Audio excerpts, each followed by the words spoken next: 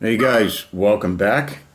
It's been a month since I did a video. I've been buying Mark's toys and all kinds of weird toys, which I will have another video and showing you the different tanks and different soldiers I've been purchasing.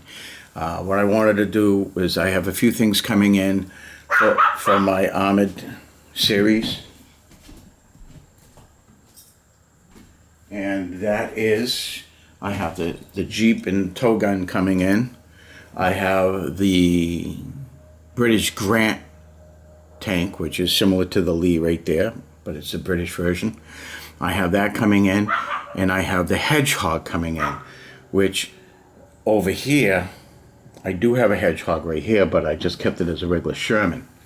Now the thing about the monograms, I grew up with these white boxes. That's what I grew up. They came out in the 70s, around 1972, I think, was the first issuance of the white box vehicles. Now, the Patton Tank, which these are all like World War II, and then all of a sudden you got this Vietnam era tank there, and you wonder why. Well, the reason why is because the M482 Patton Tank was Monogram's first armor model. It came out in 1957, 1958. Now, Bob Reder and Jack Besser, who used to work for Comet Models, after World War II, they came back to Comet Models, and there was some kind of infighting going on. So Reder and Besser decided to start their own company, which is Monogram. So Reder and Besser were prolific in creating the balsa wood flying planes and actual balsa wood or wood carved ships. So, and I believe in the late 50s they started getting into the plastics, and they started making plastic planes, plastic ships, and one of the first planes in plastic was the B-17 bomber, which was part wood and part plastic. So for the armor, in 1957, 1958, they went with this tank. This tank, which came out in a box like this, but it had the Vietnam kind of picturesque painting instead of this right here, which is, if you look in the back, you see the Hueys back there. I don't know if they're gunships or slicks, but they look like troop transports, so they could be slicks. They look like slicks. So what ends up happening is they come out with their first armor model. So it's 57, 58. They come out with this vehicle, and they're not going to make any more armored vehicles until the 60s. And with this, and this thing here, you can actually still pick up today. This is a 2018 model, and I actually saw this model at Hobby Lobby and Michael's at the hobby store for like $27. So you can actually still pick up this model relatively cheap in the department stores. So I just went off track. Sorry guys, that was tangent. Wow, way out there. So now what happens is you have 1960s start rolling around, and in the 60s they start coming out with the vehicles you see here. And the ones that they come out with is the 2.5 ton truck, right there. There's a 2.5 ton truck right there. Then they come out with the amphibious weasel, which is right there. They came out with the infantry figures. Then they come out with the armored half-track, right there. And then they come out with the personnel carrier right there. So those 5 models come out in the early 60s, as well as the Patton being the relatively first armored vehicle that comes out. So as we progress, we start coming out with, I believe, the Panzer Kampfwagen was soon to follow in the 60s, and the Stug. The Stug came out right there as well in the 60s. With the rest of the tanks following. So you got the Lee tank right there. It starts coming out. The Sturmpanzer, the Panzerkampfwagen, which actually was out in the 60s. And then you have the Flak Panzer, the Austrian. And they all come out in this type of box.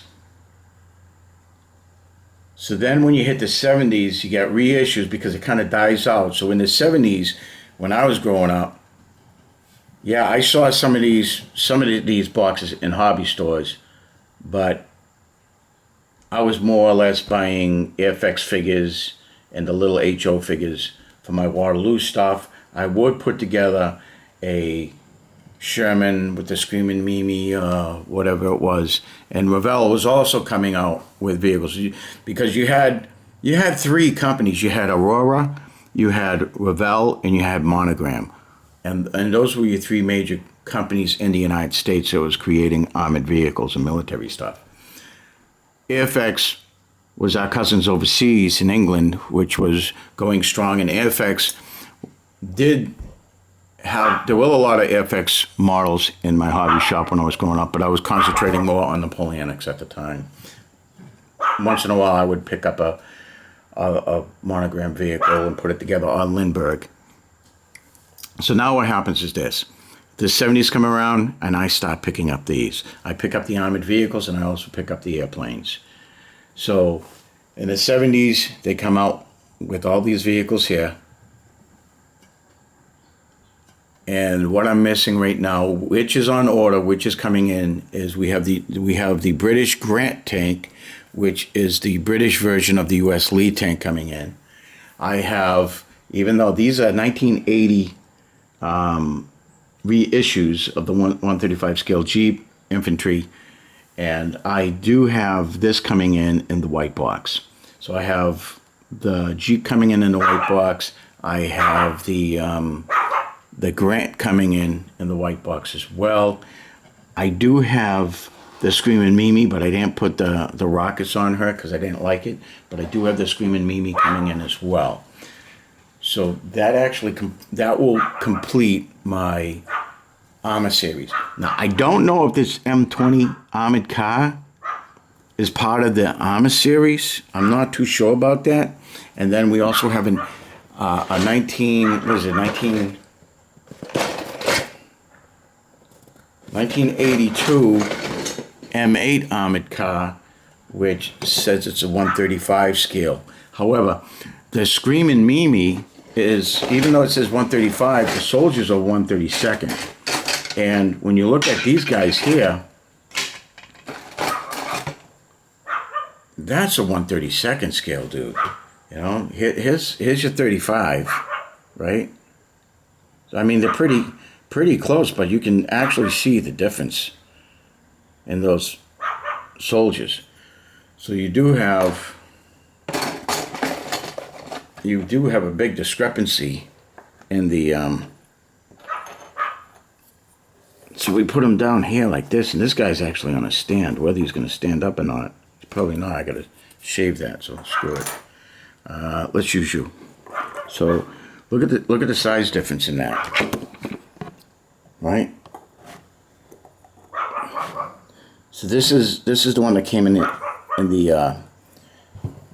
M8 armored car and the M20 armored car, and these guys right here came in what they call the snap tight Jeep and Cannon half track, and these are your. I'm gonna skin my dog and eat her.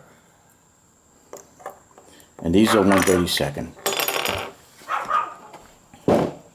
So that's what we're looking at. So that I don't know if this M8 and the M20 armored cars really go with the series I'm trying to put together. So we have that, which was released in the 80s, and we've got these, which were released in the 80s, and of course you've got your Revell and your Aurora. So basically what happens is this. Okay, let's look at it. So with this group right here, this is the Jeep and the gun, right? That's the Jeep and the gun. And you get these figures with it. That driver does not come with it. That driver does not come with it. It is an add-on from another vehicle. But you get these three. You get this one, and that one.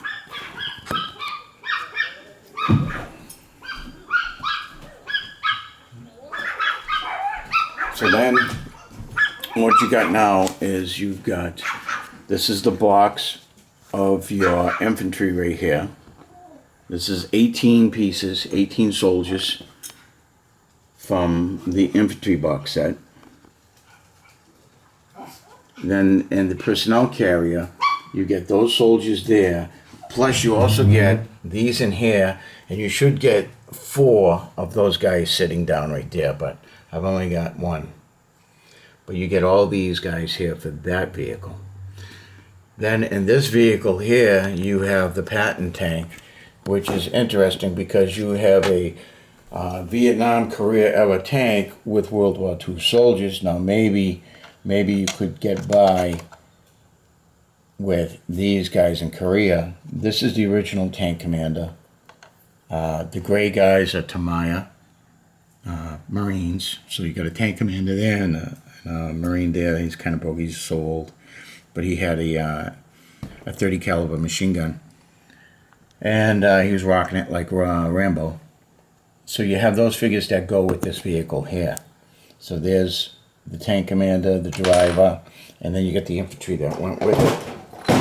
So now, next to that, you have your anti-aircraft half-track, which you got these figures. You got the minesweeper, standing shooting, mortar team, radio, driver, and the gentleman inside the 50 caliber machine guns. So the operator. So with that model, which was this one right here, this is what you got. This one here, the carrier, is right there, and that's what you got. Then you had the 2.5 ton truck. I found a driver to put in there. He doesn't come with the driver, but he's in there. You got the radio, walkie-talkie, you have the motorcyclist, and you have the machine gun crew, and that comes with your 2.5 ton truck, which is right there. Then you have the Screaming Mimi, which I don't have, it's on order. These guys are 1/32 scale, so they are big dudes. I don't think I have them with me right now, but they are big. They are 1/32. You have a commander that sits in the top tank, and then you have a guy that sits on the side. These are all extra, and these are 1/32 scale. These are small. They're probably like I want to say they're not 130. They're not 135. They're smaller than 35. They're in between 28 and 35. So I'm gonna. I don't know, honestly. I want to say they're like they're not 148 scale. They're a little bit bigger than 148 scale, but they're smaller than 135. So your guess is as good as mine. And then what else we got? So basically that's when we got the Panzerkampfwagen. There's 2 Tamaya Germans sitting right there. One's laying down, the other one's in that nice little pose there. And then just for cutesies here, they did come out with a 148 scale Tiger snap tight, which came like this, and she's actually this right here. This was one of my first snap tight models, which I kept, and this is really cool for bolt action. So you got bolt action 148 scale Tiger, so that's pretty cool. And that was a Monogram snap tight model, which was pretty neat. And then what else we got going on? What am I missing? Am I missing anything here, guys? Then you have your 1980 stuff. You got your 2017. These are reissues And these are pretty good. If you don't want to pay an arm and a leg for the originals, these actually are pretty cool. They have everything that comes with it. They have the infantry. So you'll end up having five of the soldiers with this. You will have, let me open this up for you. So when you buy this set, and this is what I'm talking about, so there's your 5 sitting guys, seated. There's your driver, shooting, Thompson, radio, a walkie-talkie. And it's actually not a bad kit. I primed it already. I was going to get ready to paint it up. So I've primed it black, and I'm sure the directions are down the cellar. Now, usually with each of these models, you ended up getting a kind of diorama tips. So you get the infantry figures here, and this is infantry box set from 1972. So you get your infantry figures, you got your commanding officer, messenger on motorcycle, grenade thrower. You got rifleman standing, flamethrower, walkie-talkie operator. You got your mortar team, your machine gun team, your bazooka team, walking soldier, prone rifleman, Tommy gunner, sitting soldier, rifleman, and a mine detector. So that was your group of soldiers right there. So that's what you got with them.